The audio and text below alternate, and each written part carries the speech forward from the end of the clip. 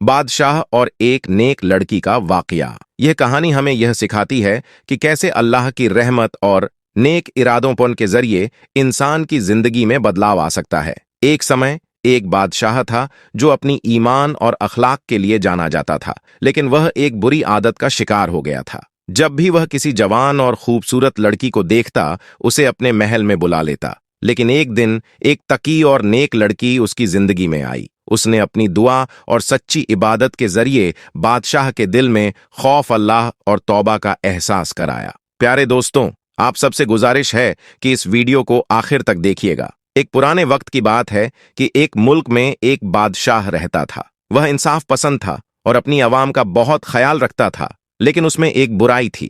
जब भी वह कोई जवान और खूबसूरत लड़की को देखता तो उसे अपने महल में बुला लेता। एक रात उसके साथ गुजारने के बाद उसे छोड़ देता। इस तरह वह अपनी ख्वाहिश तो पूरी करता था, लेकिन उसे कभी बुआ नहीं हुआ कि उसकी यह आदत उसकी अखलाक और ईमान को असर कर रही है। यहां से शुरू होता है उसकी बदलाव का सफर। तो आइए वाकया को शुरू से जानने की कोशिश करते हैं कि बात कहां से शुरू हुई। जिसके साथ भी वो गलत काम करता, उस लड़की की जिंदगी खराब हो जाती। बादशाह का शिकार बनने वाली ज्यादातर लड़कियां जिंदगी भर के लिए या तो सहनी मारिजा बन जाती थी या फिर अपनी जिंदगी खुद ही खत्म कर लेती थी। और इसके पीछे वजह यह थी कि बादशाह ताकत के लिए खास किस्म की दवाई इस्तेमाल करता था और उस लड़की के जिस्म में भी वह दवाई असर कर जाती थी, जिसका नतीजा कुछ ही दिनों में बहुत ही तबाहकुन निकलता था। लेकिन बादशाह पर इस दवाई का कोई बुरा असर नहीं होता था, क्योंकि वह इस दवाई का आदी हो चुका था। बादशाह अपनी इस बुरी आदत से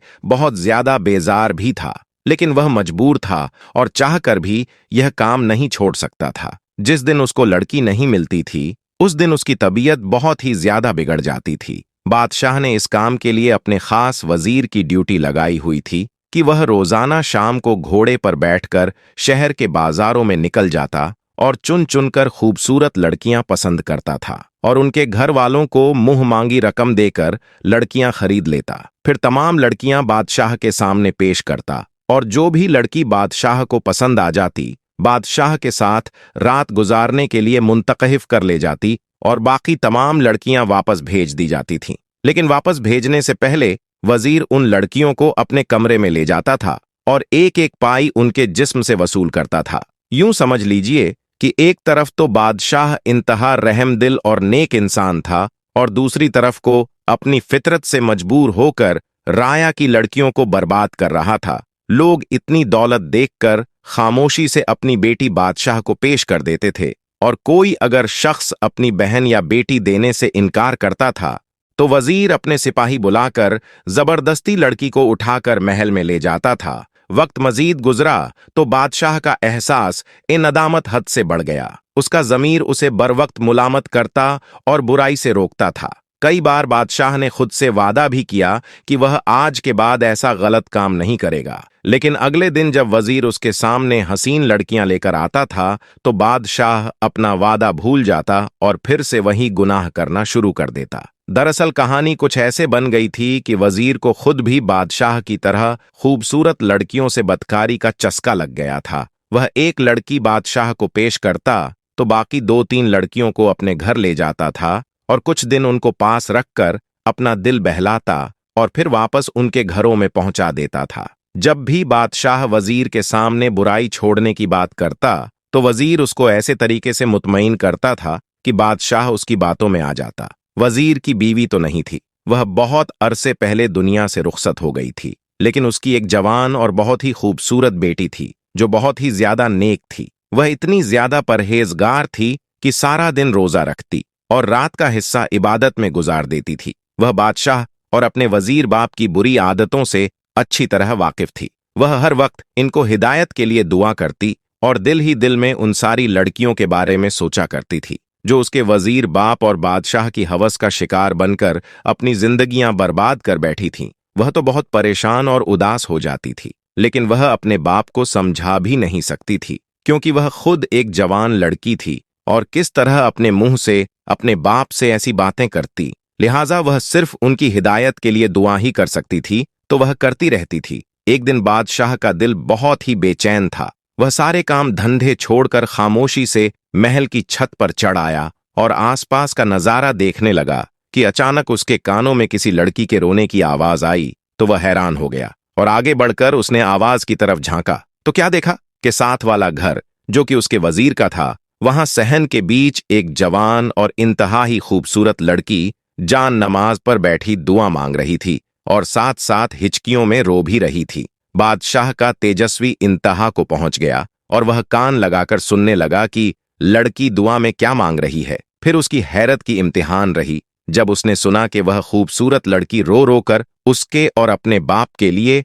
हिदायत की दुआ मांग रही थी। बादशाह उस लड़की की दुआ सुनने में इतना मशगूल हो गया कि उसे पता ही नहीं चला कि वह भी हिचकियों में रोने लग गया। उसका दिल पलट चुका था और उसने वहां खड़े खड़े सच्चे दिल से तौबा कर ली थी और दिल में इरादा कर लिया था कि वह आज के बाद किसी भी लड़की के साथ गुनाह नहीं करेगा, चाहे वह मर ही क्यों न जाए। वह कबूलियत की घड़ी थी शायद कि उसकी दुआ कबूल हो गई। फिर उस लड़की ने जानमाज समेट ली और उठकर कमरे में चली गई। बादशाह यह तो जानता था कि यह घर उसके वजीर का है, लेकिन उसको यह नहीं पता था कि वह खूबसूरत लड़की कौन है जो रो रो कर उसकी हिदायत के लिए दुआ कर रही थी। बादशाह ने फातिमा को बुलाया और उस लड़की का हुलिया बताकर उसके बारे में पूछने लगा। फिर फातिमा ने जवाब दिया, हुजूर, यह तो आपके वजीर की इकलौती बेटी है जो इंतहाए इबादत गुर्जर है। बादशाह को मजीद को जानने की जरूरत नहीं थी क्योंकि वह अपनी आंखों से सब कुछ देख चुका था। वह महल की छत से नीचे उतरा तो उसका दिल क्यों हल्का फुल्का हो गया था,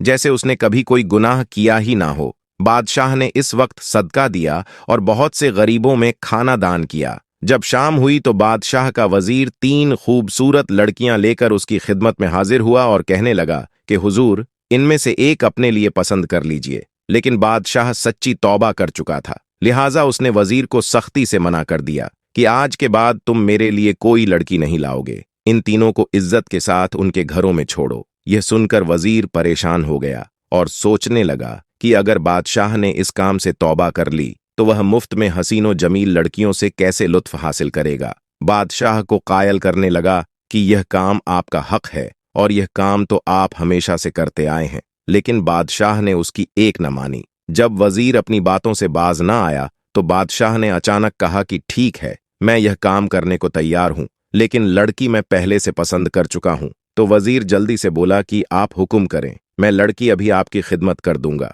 फिर बादशाह ने जवाब में कहा कि आज मैं छत पर गया था तो तुम्हारी बेटी मुझे सहन में नजर आई। बाखुदा उस जैसी हसीन तो मैंने आज तक अपनी पूरी जिंदगी में कभी नहीं देखी। आज रात मेरे लिए वही ले आओ। बादशाह की यह बात सुनकर वजीर लर्ज गया। वह अपनी इकलौती बेटी से बहुत ही ज्यादा प्यार करता था और कभी भी उसके लिए ऐसा सोच भी नहीं सकता था। फिर वह भी जानता था कि जो लड़की बादशाह के साथ एक रात गुजार ले, या तो वह पागल हो जाती है या मर जाती है। वह अपनी बेटी की ऐसी हालत कैसे बर्दाश्त कर सकता था। बादशाह के पैरों में गिर गया और माफी मांगने लगा, लेकिन बादशाह अपनी बात से पीछे हटने का नाम ही नहीं ले रहा था। उसका कहना था कि यह मेरा हक है और यह काम तो मैं हमेशा से करता आया हूं। वजीर पैरों में गिरकर बच्चों की तरह रो रहा था। फिर बादशाह कहने लगा, मुझसे एक वादा करो कि आज के बाद किसी और लड़की को परेशान नहीं करोगे और ना ही मुझे ऐसा गुनाह करने पर कायल करोगे। वजीर ने फौरन वादा कर लिया और बादशाह से कहा कि वह सच्चे दिल से तौबा भी कर चुका है। फिर बादशाह ने उसे उठाकर अपने सीने से लगा लिया। प्यारे दोस्तों, इस तरह एक नेक लड़की की दुआ ने यह कर दिखाया कि दोनों गुनाहों से तौबा कर गए और सच्चे दिल से अल्लाह की तरफ राजिब हो गए, नेक रख्शे पर लग गए। प्यारे दोस्तों, अगर आपको वीडियो पसंद आई हो तो इसे लाइक कीजिएगा, कमेंट सेक्शन में अपनी राय दीजिएगा, दोस्तों में शेयर कीजिएगा। जाते जाते एक बार फिर कंफर्म कर लें कि आपने हमारा चैनल सब्सक्राइब कर रखा है। अगर नहीं तो फौरन सब्सक्राइब करते हुए बेल आइकन को क्लिक कर लें ताकि हमारे आने वाली वीडियो का नोटिफिकेशन आपको मिलता रहे। अपना ख्याल रखें और आने वाली वीडियो में आपसे दोबारा मुलाकात होगी। तब तक के लिए अल्लाह हाफिज।